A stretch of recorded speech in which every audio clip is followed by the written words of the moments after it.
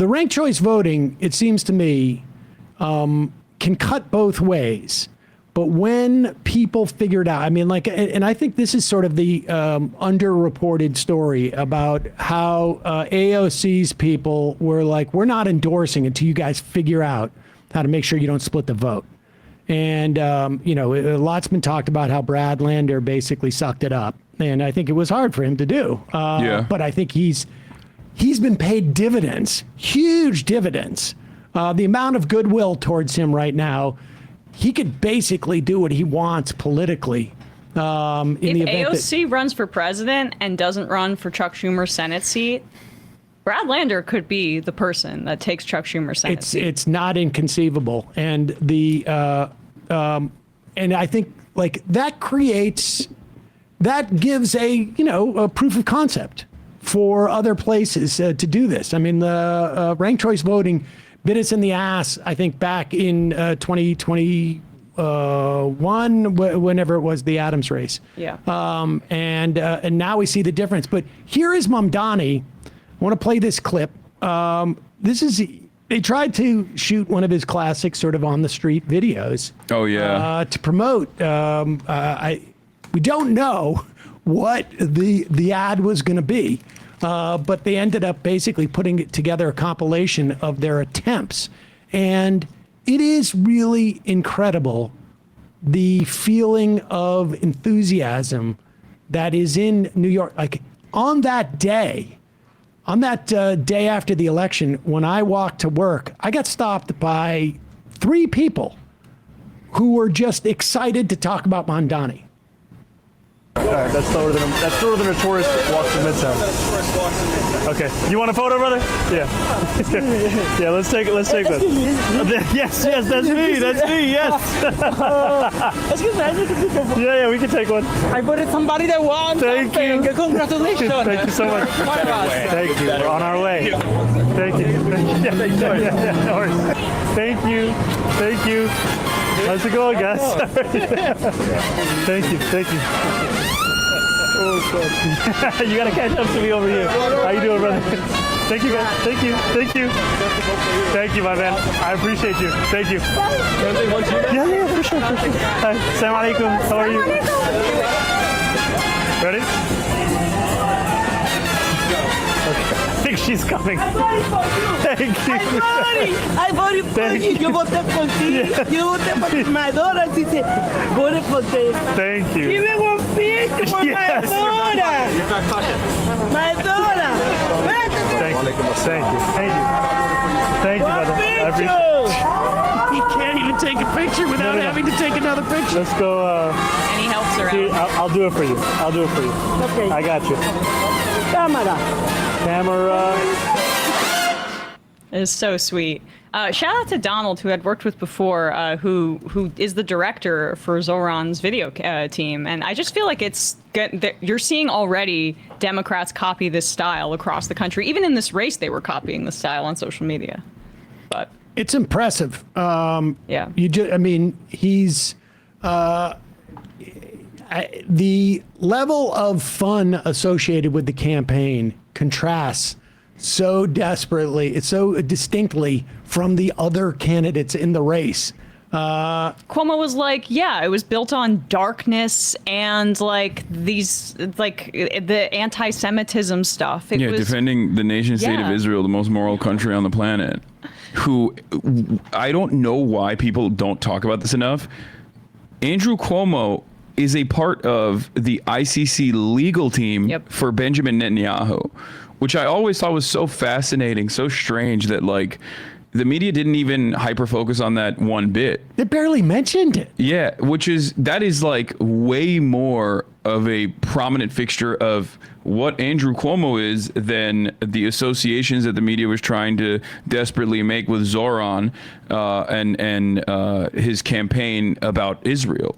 Like he never made Israel the centerpiece of his campaign. He was just hyper focusing on the policies the entire time. He asked people what they needed, what their necessities were, how to improve their lives, and he dialed in on a couple immediate tangible solutions, and he was able to communicate that earnestly. And then people just kept repeating, like, well, you don't really love Israel enough. But it wasn't him who made it a centerpiece of his campaign. And I think that played a big role in this as well. I mean, there's these assumptions about Jewish voters that I think a lot of people in the national press. I said this point on Chris Hayes the other night about the Netanyahu volunteering his services after Israel had already clearly been committing genocide, and it was for these ICC charges. And like, people are sick of this garbage. Their representatives representing purely and foregrounding foreign policy, as opposed to something like a New York City mayoral race, which is a municipal race, and you're supposed to be talking about how you're going to make people's lives better. And there was, again, this assumption from the national press, because it's such a Jewish city, oh, they're all going to vote in one way, and this is my path forward. And I don't think enough is being said about the anti-Semitism that undergirds that assumption. It's been, I mean, listen, every year you hear the Republicans, just even general election, presidential election, you'll hear that Jews are going to vote for the Republican because of the question of Israel, and it never happens. And it is yet to happen. I don't remember anything involving Israel in the last mayoral election in this city. And yeah, it's not just, it's the media, and it's also, look, there are people who drive that conversation, and that's what Cuomo and, Chuck Schumer was out there again. Chuck Schumer's out there throughout, like, the vote on the budget, the other stuff is like, I went back to look at what his strategy was to deal with Donald Trump in February, and every interview he does, half of it is to promote his book on anti-Semitism and his tour. And I'm like, dude, do one thing, stop the fascism. And then you can worry about like your book tour. What a spectacular failure that his job was to, like, his self-identified job was to make the left pro-Israel. 100%. And it's like now an 80-20 issue for the Democratic Party. So he just failed on that front as well. It is stunning. This is the implication of Mamdani winning and them turning this into some type of referendum on Israel when it wasn't. And it's not, and I still don't think it is. But by their logic, if he wins, it is going to set the parameters for Democrats across the country. It's not going to happen on the leadership level. It's, where their AIPAC is playing in big dollars. But at one point, there was $30 million, $35 million dumped into this race. This is the beginning of the end of that dynamic in the Democratic Party. It may take 5 years, it may take 10 years, but it's happening. Here is, this is Donald Trump with meeting with Bibi Netanyahu as they have a fascist off and decide how they're going to ethnically cleanse Gaza. Are they going to call it the Gaza Riviera? Are they going to allow any Palestinians to live in Gaza so that they can work at, the Trump hotels? Whatever it is. Here is this number 4? Which clip is this? I got him talking about Mamdani. Yeah, let's start with that. Okay. Cities or on Democratic Socialist, the local critic of Israel and of yourself, and has said he would arrest you if you came to New York City if he was mayor. Is that something you take seriously, or are you concerned about that? Do you have a response to that? No, I'm not concerned about that. I'll get him out. Look, there's enough craziness in the world, but I guess it never ends. You have this is folly, and it's silly in many ways because it's just not serious. But what is serious is the question I was asked before. After October 7th, people said the Palestinians had a state, Hamas state in Gaza, and look what they did with it. They didn't build it up. They built down into bunkers, into terror tunnels, after which they massacred our people, raped our women, beheaded our men, invaded our cities and our towns and our kibbutzim, and did horrendous massacres, the kind of which we didn't see since World War II and the Nazis, the Holocaust. So people aren't likely to say, let's just give them another state. It'll be a platform to destroying Israel. We'll work out a peace. You talking about Zohran here? Neighbors, those who don't want to destroy us. And we'll work out a peace in which our security The sovereign power of security always remains in our hands. Now, people will say it's not a complete state, it's not a state, it's not that. We don't care. You know, we vow never again. Never again is now. It's not going to happen again. So we'll see you in New York next year? Oh, well, look, I'm going to come there with the President Trump, and we'll see how do you know who the mayor will be? I don't know that. Do we know that? He's going to be very fine, and who knows, we don't know who the mayor's going to be yet, but this is a communist. He's not a socialist, he's a communist, and he said some really bad things about Jewish people, and he said some really bad things about a lot of people. And I think he's going through a little bit of a honeymoon right now, but he might make it. But, you know, it all comes through the White House. He needs the money through the White House. He needs a lot. He's going to behave. He'll behave. He better behave. Otherwise, he's going to have big problems. But it's a philosophy that this country is not ready for, and it never will be. By the way, we have a man with a... a good follow-up question. What did he say about Jews? Although that was less offensive than what Kirsten Gillibrand said, saying that he endorsed global jihads. Yeah. I love that he's like, no, I'm going to underfund America's finance capital, the world's finance capital, because Zohran Mamdani might be mayor at the behest of Israel. You know, I would hope that Mamdani would then shut off water to Trump Tower. That's what I would like to see happen. It is just incredibly twisted. But of course, you know, the question is brought up because that was made such a focal point of the mayor's campaign. I don't see how they, obviously they're going to complain about the city not being handing over immigrants.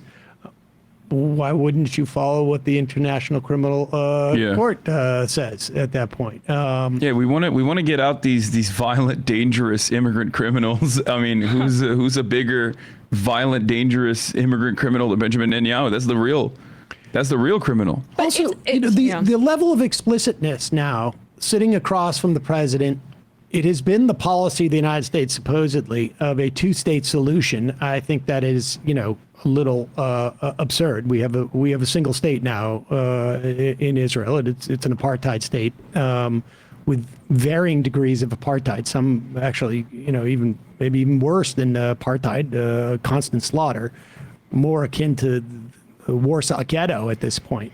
But that there is no news associated with Netanyahu saying that's off the table.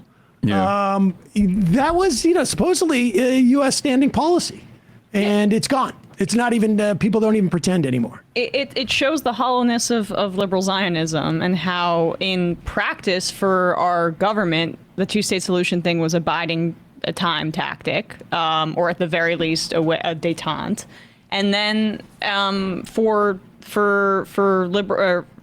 the actual reality for the state project of Israel, it's always been one state, but with a lot less Palestinians, and we do that in a few different ways.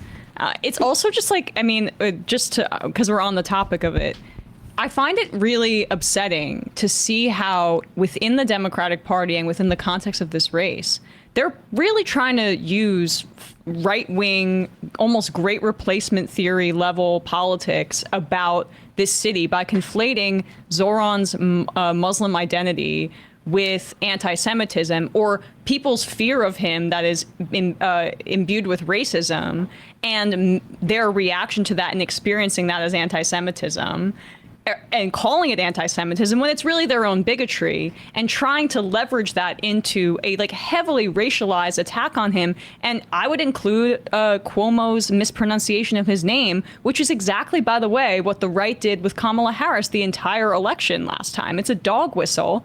And they're doing this within the Democratic primary, and there's little to no leadership from national Democrats on this front calling out this incredible racism. I mean, his life, his safety is in danger because of the abdication of Democratic leaders.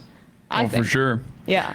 I also do find it odd that the Democratic Party for the past year, or at least in the aftermath of the election, have run numerous studies at this point, spending tens of millions of dollars trying to figure out how to reach out to young men and how to mobilize the masses as they once were able to do.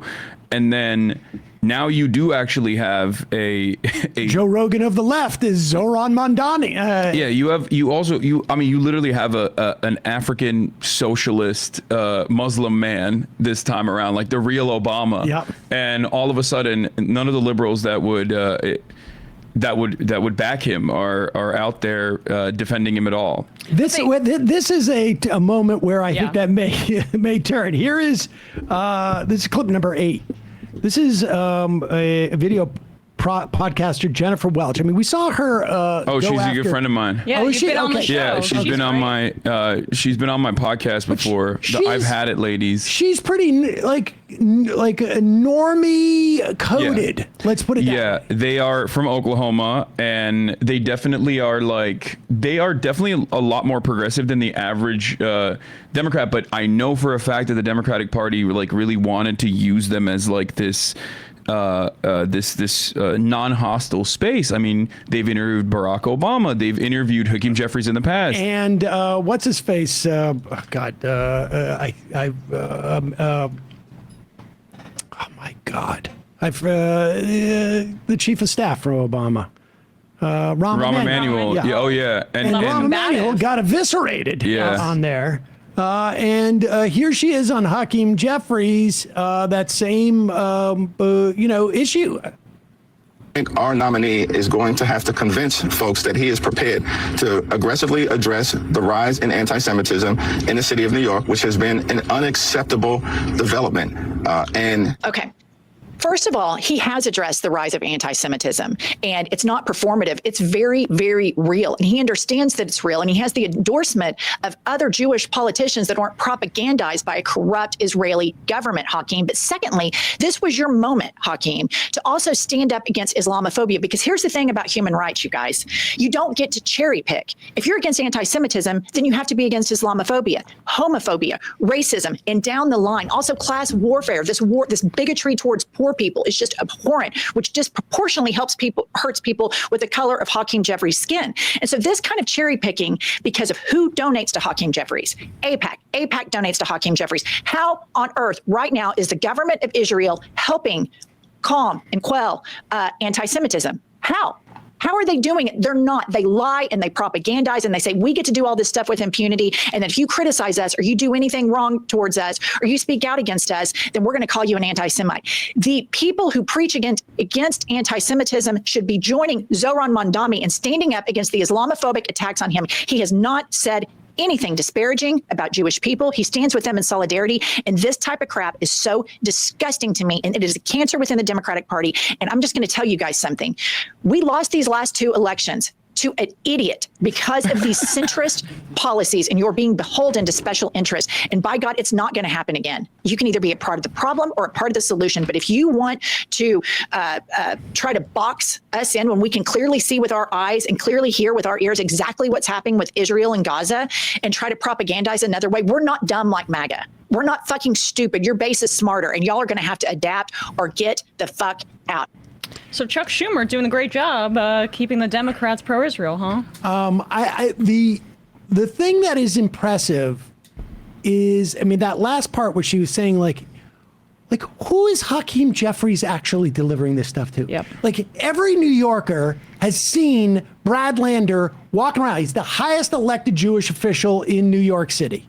Every New Yorker knows this. Anybody who's paid any attention to this election in the days before, whether it was on, Colbert's show or what, like, who is Hakeem Jeffries talking to? It's almost like they don't realize they are in a small, like, black box theater. That's the size of their audience now as to who they're even communicating to. It is fascinating. They like, we need to reach across the, sort of the divide, and they keep talking to a smaller and smaller group of people. Yeah.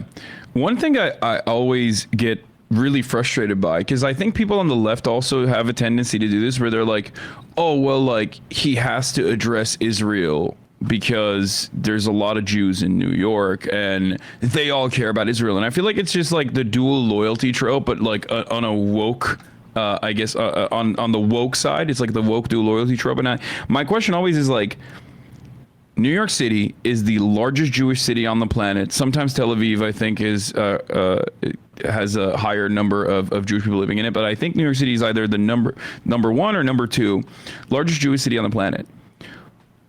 It predates the invention of the state of Israel. Yep. Like, Jewish people here have stronger roots to the United States of America and New York City in particular, and Los Angeles as well, than they do to Israel as a nation state. Israel is an ethno-state. Zionism is an ethno-state project. They incentivize American Jews and Jews all around the world to go and live in Israel. So my question always is to these people that say like, oh, Jews really care about Israel, that's all they care about. It's like, but these are American Jews. These are New Yorkers. If they cared about Israel that much, they would live in Israel. Yep. Like, they would just go and live there. There are tremendous incentives to go and live there. You actually get health care if you live in Israel, as a matter of fact. It is a comprehensive health care coverage that they can afford because they don't have to actually spend a dime on their defense, because we got that covered. You get Palestinian land. Yeah, you get free housing if you want, government subsidized housing in the West Bank if you want, like, and yet so many Jewish people choose to live here and be American citizens and not be Israeli citizens in spite of all that. That, to me, is a clear indication that American Jews, just like American Muslims, just like American Christians, have American problems, and that's what they care about. They don't care about Israel to the degree in which people talk about it in the media. Well, it's certainly, I mean, look, I think there is, based on my own experience, there is a learned attachment to Israel in relationship with Israel, as opposed to, say, like, I don't have the same relationship with Uganda. I mean, maybe if the Zionist project had landed in Uganda, which at one point was banding around, but I don't. But that is different from saying this is the premier issue that they vote upon or they act upon or they move through life with. It is also different from saying that Israel, that this relationship isn't complicated. And I think it's different for people who have like direct relatives there, obviously, in the same way that, like, you know, I grew up in Worcester. There was a lot of people, like, you know, when you talk about the IRA or stuff like that, people are just like, oh, F the British, you know, like, and I'm in Worcester. They what traffic guns. They directly traffic guns to the IRA. Exactly. And fundraise for the IRA in every bar. There was a Republican congressperson. 100%.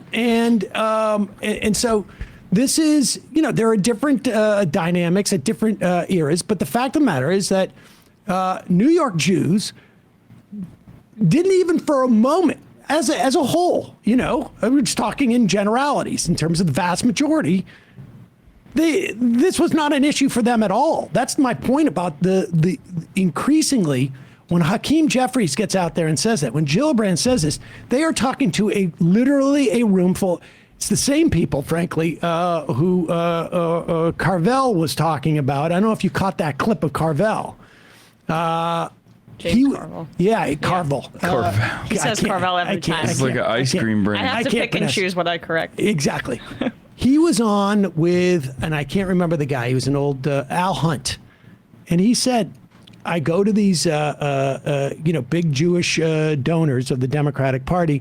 They tell me they don't want to, you know, give money because of Israel or whatever it is. It's really just the tax cuts, and it is." For a lot of these people, it is a proxy that allows them to avoid talking about what the real issue is, class issues. And they bring this up because it was a third rail, you know, type of deployment.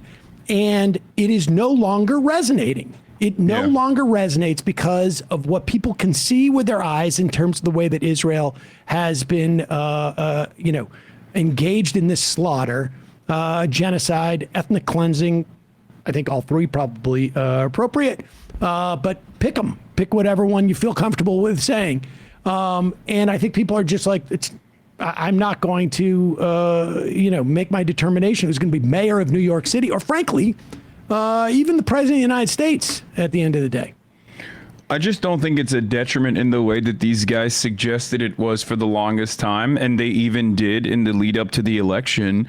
And that was, I guess, the reason why Kamala Harris could not actually chart a different trajectory for herself and like cut her off from the anchor that was the Joe Biden administration, even on this issue that was, again, 75-25% at that point. Well, that's what's amazing is that CNN clip from the other day, they played over the course of 8 years. Yeah.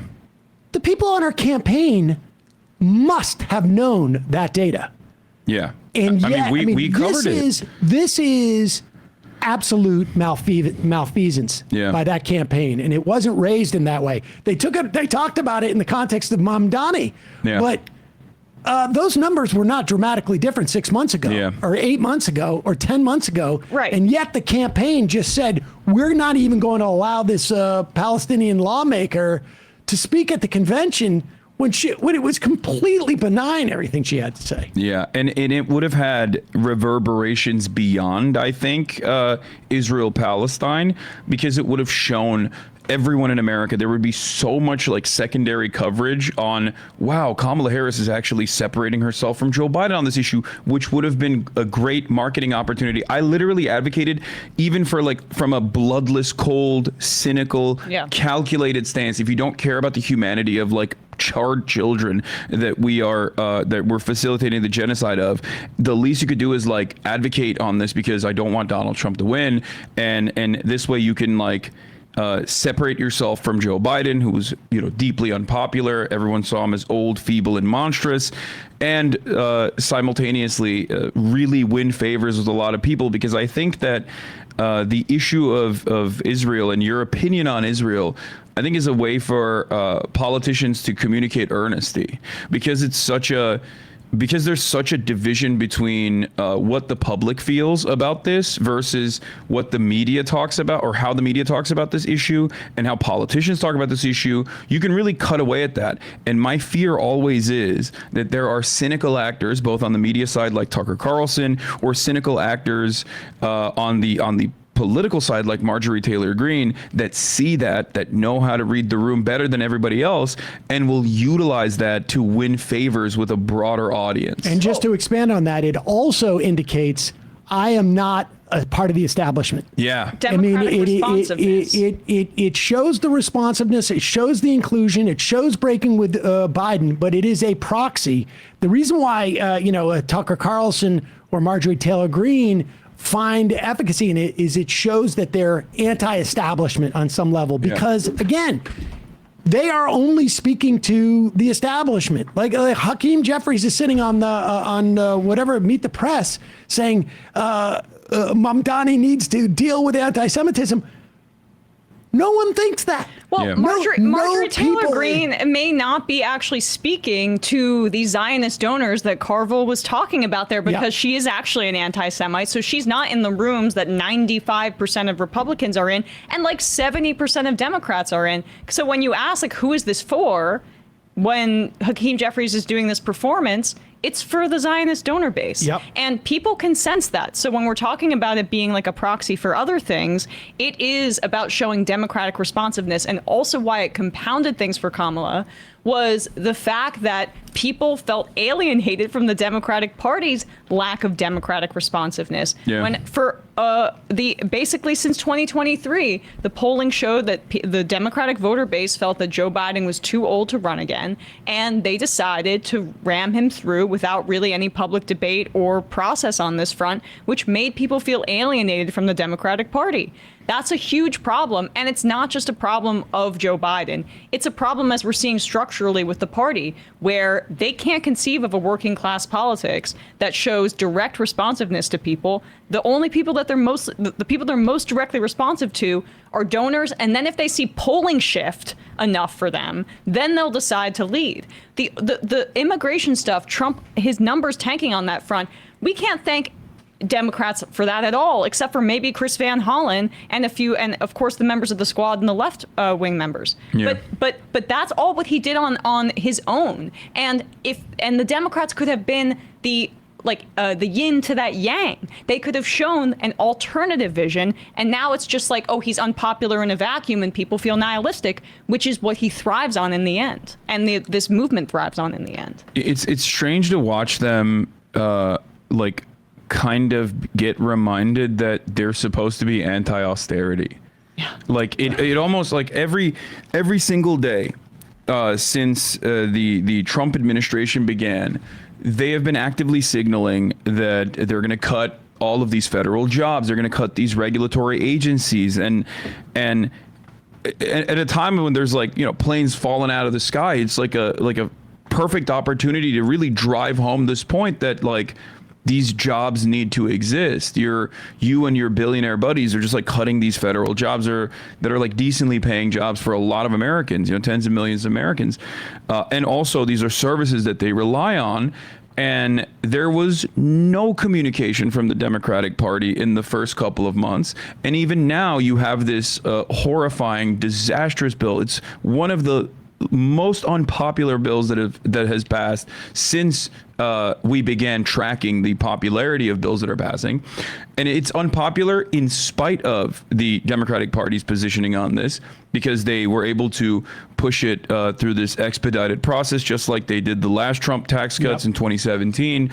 And the less time is spent on the gridlock aspect of Congress, the less time there is to communicate all of the awful things that are in this bill to make the bill less popular. The alternative to this is, of course, the ACA that the Republicans were able to stop at every step of the way and simply lie about the things that were in the bill, like death panels, if you remember. Yep. Which made it deeply unpopular by the time of its passage. And the Democrats didn't do anything until after the fact, and until the last hour when Hakeem Jeffries decided to do the Cory Booker thing. There was a missed opportunity to vote against that budget. You go back and you look at what Chuck Schumer was saying, they could shut down Medicaid. Well, I got some very bad news for you for what's happened. They have shut down Medicaid. Yeah. And having to have forcing them to have shut down Medicaid 4 months ago, for however long they could sustain that, would have inhibited this passage of this bill.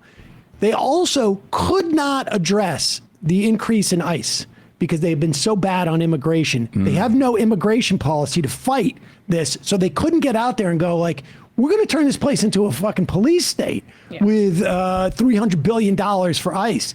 They could not do that because they've been wrapped up. I mean, the leadership, I will say this.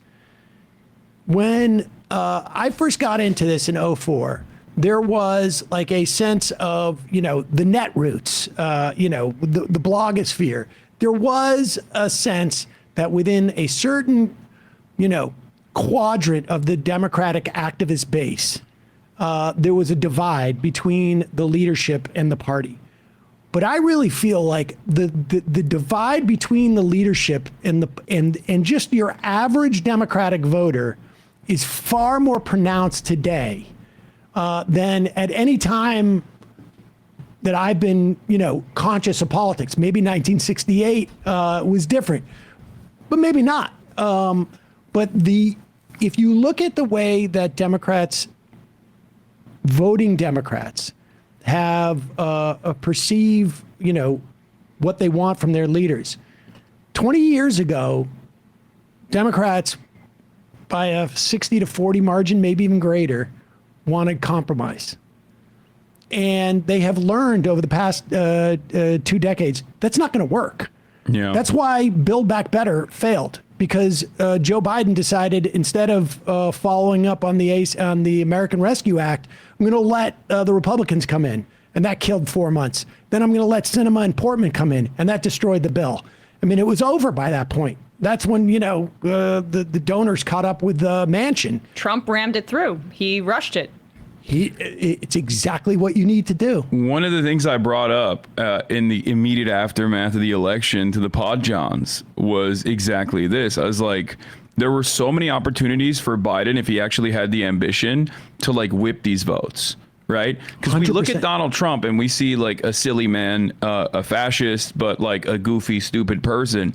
But he obviously commands the party. He has completely changed the trajectory of American politics in general.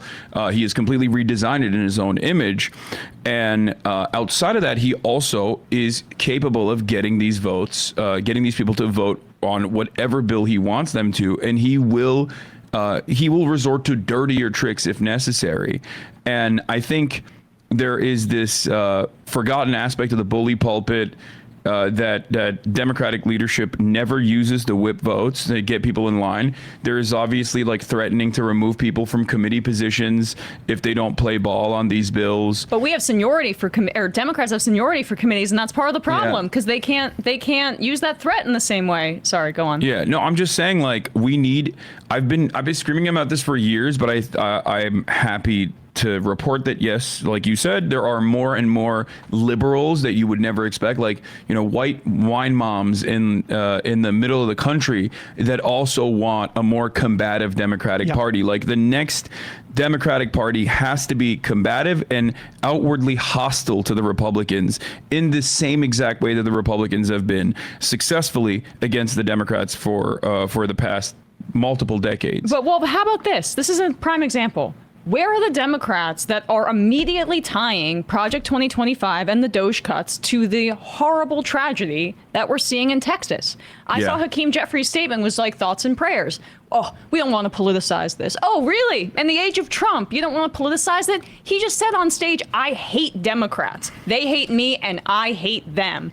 Could you, like, the just complete flaccid nature of this party is just enabling this right now. And it's also for their own ends of wanting power in the midterms, which they do care about, even if they're ineffectual at it. That they're not doing the partisanship that is required for this moment. No, they just simply don't.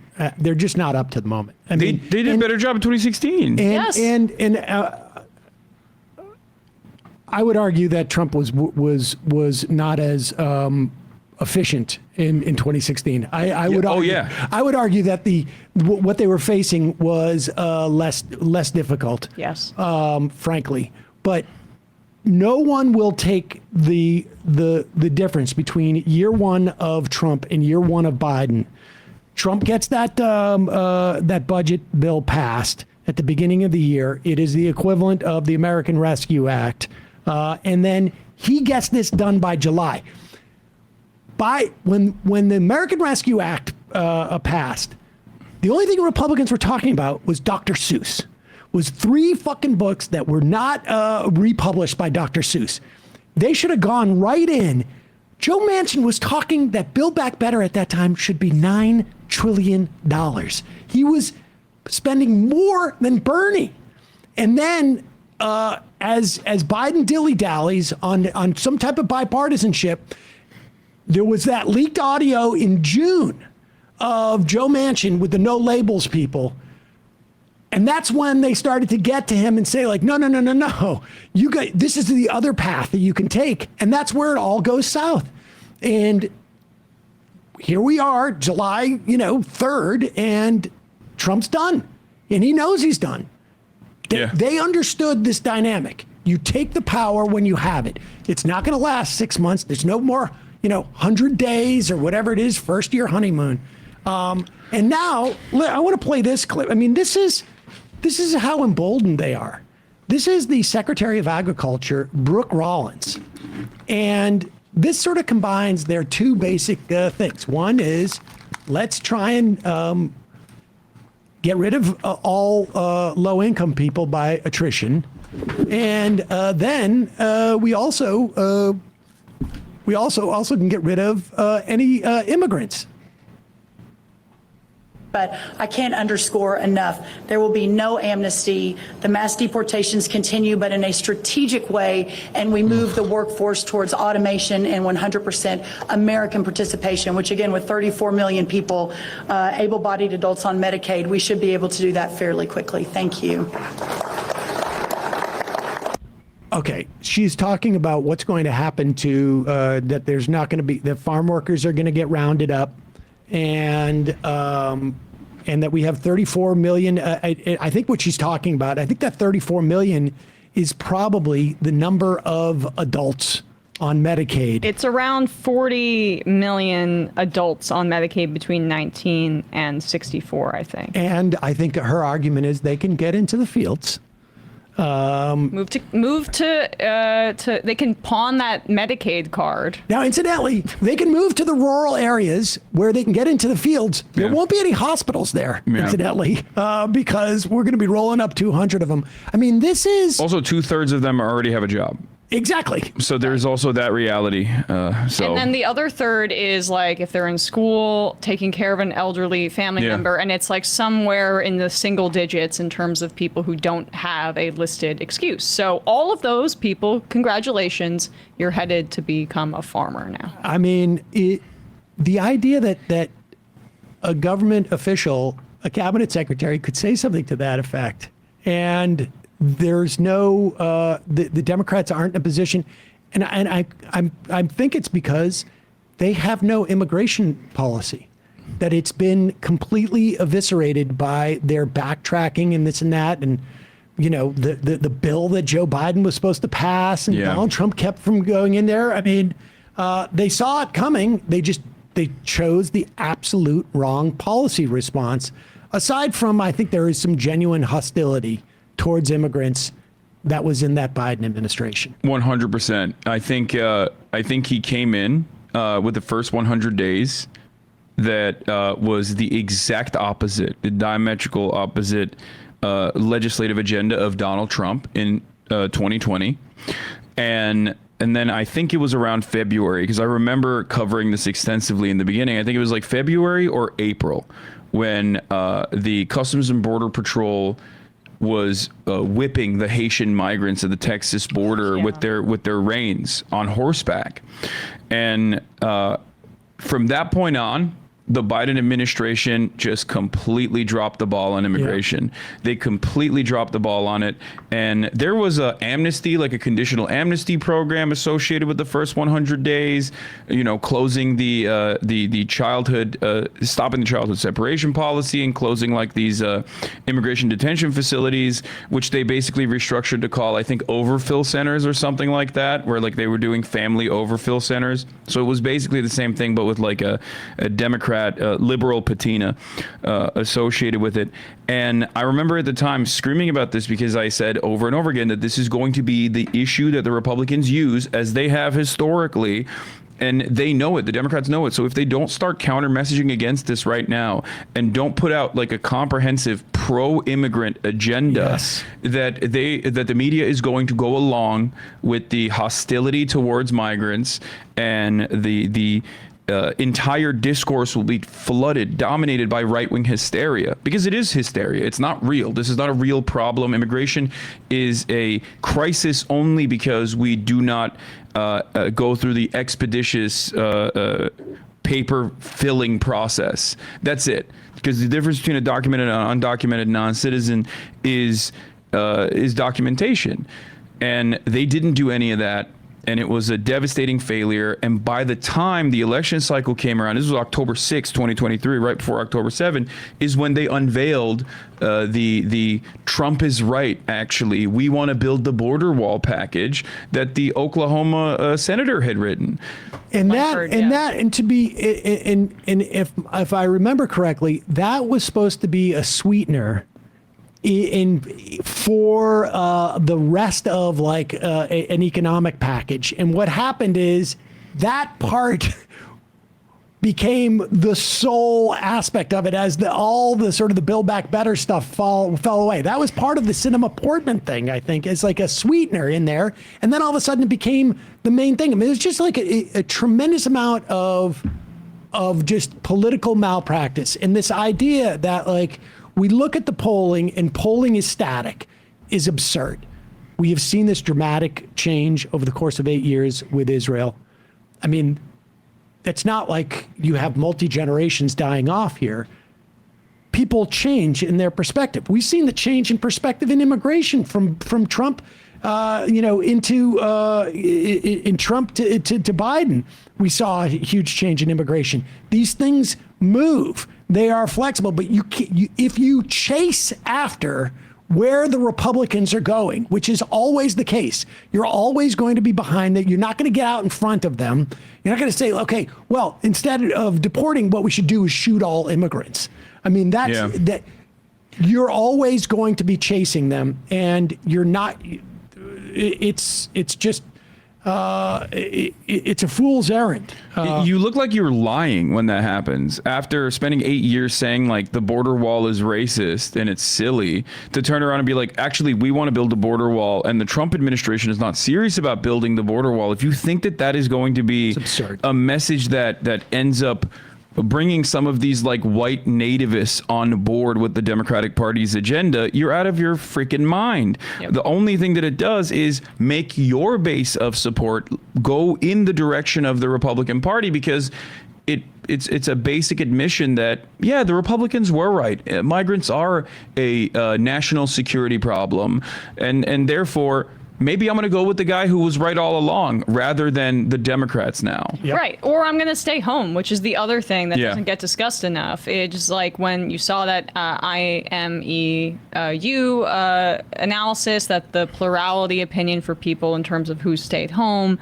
they were not motivated to go out because of Gaza, because of her stance on that. But I think it all has a compounding effect where, okay, I can't vote for this person, I don't like either, and I'm just going to stick around. And that's who Zohran interviewed right after the race, and that's what prompted this historic run for him to win this primary. Yeah. And those are the voters we should be focusing on. Like, this strategy of just picking and choosing issues based on how they poll at a current moment, as you say, Sam, as if like the polling is static and that leadership can't change things. It's the anti-politics. It's like, because the Democrats just want to get in power so they can be a concierge like Schumer, or so that they can craft legislation and do the good work of keeping the budget going every year or whatever, where it's like, do you want to do politics? Do you believe in something other than getting into power? People smell that, and that's why the Democratic Party has a lower approval rating than Donald Trump. Hey, folks, don't forget to hit the subscribe button and check out our daily show. We do it every day at 12 p.m. Eastern for about 2.5 hours. We even take phone calls.